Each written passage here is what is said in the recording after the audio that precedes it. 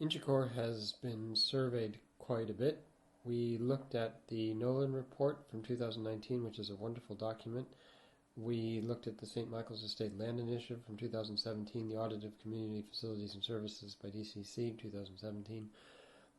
We made our own observations by walking around with our notebooks, and we've made this map. And I guess what we tried to do with the map is to reveal something of the complexity of the tapestry that is Inchicore. Its green spaces, its waterways, its places to live, its places to work, its educational facilities, its childcare facilities, its healthcare facilities. How do all these things work together? And, the question that's asked by this drawing is, if we're going to make something new there, it also needs to belong to the things that are already there and belong quite strongly. So our understanding of this place is informed by making a drawing like this. The site is located at the center of the map, so this space here, you can see Golden Bridge Cemetery in dark green. The sports community building is just here. So I'll take you through the layers of this map, and keep in mind, our objective is to be able to add to them, and add to them in a way which is sensitive to the place and sensitive to the community that's already there, the ecology that's already there, and to help build a new kind of civic identity for Inchicore. The first layer is the healthcare facilities, which you have the primary care center just to the east of the site, sports facilities like St. Pat's Athletic, but also the MMA Club in Golden Bridge Industrial Estate, the schools like Mercy Secondary School and Our Lady of Lourdes, which both together form an educational campus just to the west of the site and are accessed via St. Vincent Street West. You also have the College of Further Education to the east, northeast, with its link to the Community Sports Center. Childcare facilities are provided around the edges of the site with 3 not-for-profit creches. There are public creches that are located to the west. St. Michael's Church, which was part of the original barracks, is a very important building in terms of not only the life of the community, but also the new civic space, which will be created along the northern edge of the site. And then, of course, the Golden Bridge Cemetery, with the only building in it is this little mortuary chapel, which I was speaking about earlier. I just want to underline how important we think this building is, not so much for what it is, but for what it shows us about what buildings can do in their flexibility and in the fact that they can be many things to many people. And this is really a wonderful aspect of civic buildings that we want to basically copy. The other civic buildings, which we won't be copying, are probably held down most prominently by Richmond Barracks. It belongs not only to the history of the site, but also to the history of the Irish state. The other civic buildings in the area are also very important because of what they provide the community with in terms of services and in terms of places to have community gatherings, to play sports and so on, like the Oblitz Basketball Hall. The commercial buildings are also quite important. There are 2 main poles. One is Inchicore Village, and then the other is around the industrial estate to the west, both of which we feel should be strongly connected to the site.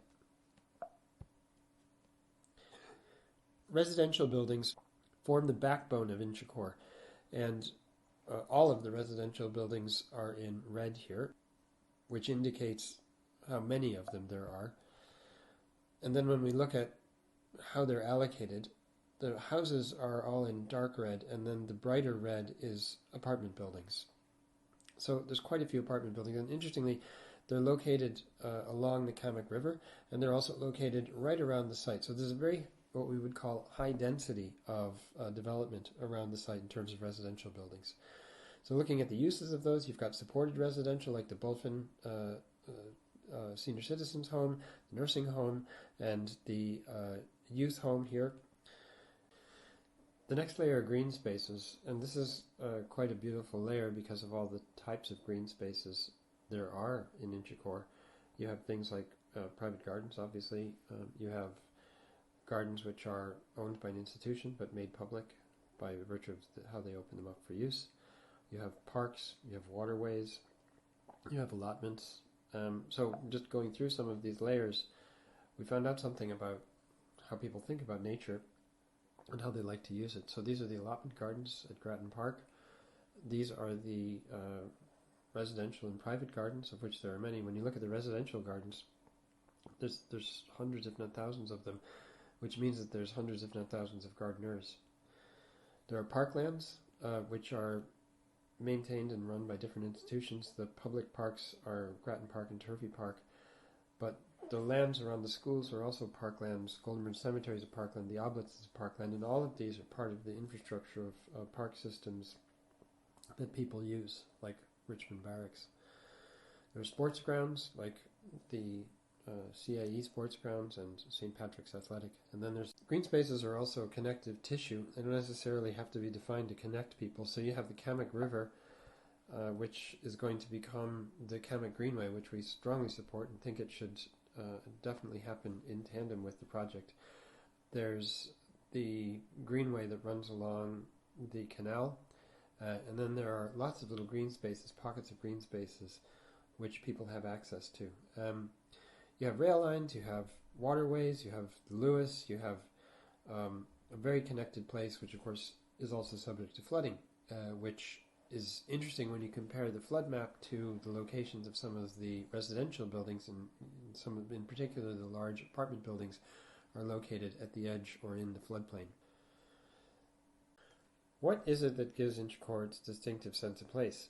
Well, we thought we'd look at the barracks because the geometry of the space that is in fact there at the moment between Goldenbridge Cemetery and Emmett Road is exactly the one that the barracks set out when it was constructed. So this big rectangular green space or open space was the Soldiers' Parade Square.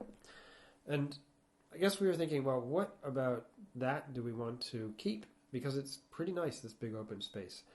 And we thought, well, we probably, don't really need to keep, well, we're not going to be keeping the buildings because they're not there anymore. But it isn't the architecture that's important. It's what happens in the space created between the buildings that's important. So, kind of like this image here where you see in the upper right-hand corner the horses and the redcoats and so on. What's foregrounded are people and their activities. And we also thought that the barracks created these really strong streets, St. Vincent Street West and what's now called Patriots Path, that runs in front of Richmond Barracks. And the character of those streets is really quite important, and they need to be rebuilt. They need to be reconstructed so that you have streets that are connecting Emmett Road and the canal as recognizable public throughways.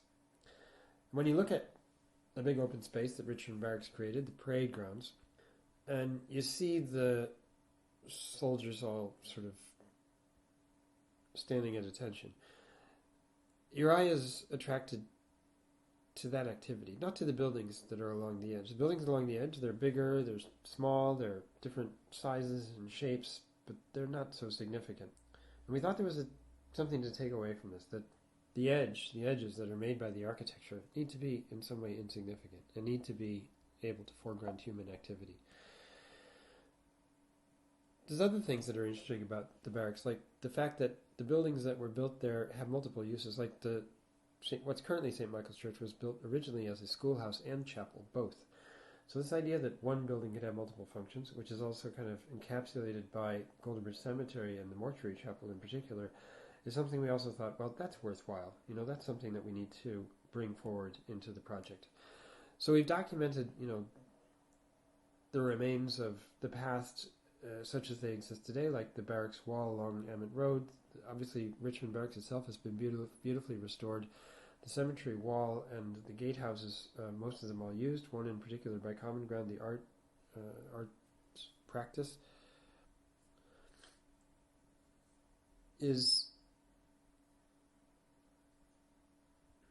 providing us with clues as to how we should create spaces around these important elements. Vincent Street West is this very kind of straight street, but it has a sharp slope as you get to Emmett Road. And we thought that the way that the barracks broken edge, that was pretty connected to the community, because this was the edge in which most of the transactions that occurred between the barracks and the community happened, would be something to bring forward into the future. Yet its straightness is one of its attributes, that you can see all the way along it, from north to south, is architecturally significant and urbanistically significant. These are some photographs of what those spaces look like at